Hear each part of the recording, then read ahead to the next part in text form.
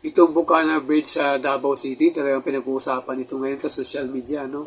Nagsimula ito nung mag-post si acting Mayor Basti Duterte sa Davao. Napupunta daw si PBBM para titignan yung Bukana Bridge na ginawa niya. Papalakpakan, gano'n, ano?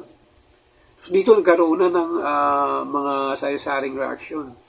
Both yung BBM supporters at saka DDS supporters. Kasi para sa mga DDS, baka pupunta daw si PBBM doon tapos i-claim na siya ang gumawa.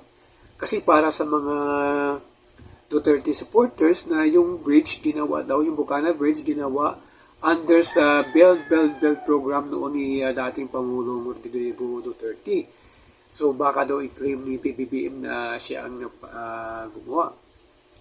Pero sa yung sinabi naman ng PBBM nung sinupport ng in-interview siya, sabi niya na nag-propose nga ng 2018 tapos yung budget na pobrahan ng 2022 tapos ginawa ito ng late 2023. Tapos bubuksan na sa December 15 para mabigyan ng way yung Christmas yung traffic, which is yung 2 hours magiging 25 minutes na lang ata yung sinabi niya, and then at the same time matatapos ito sa 27.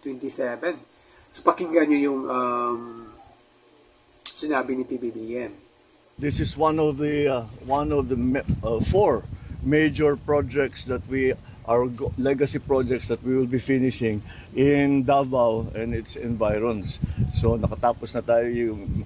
So ayun guys, puro para sa akin, hindi naman dapat pag-usapan to At least para sa akin, si PBBM at saka si dating Pangulong Duterte, ginawa nila ito para sa Davao, Pareho naman sila may malasakit dito.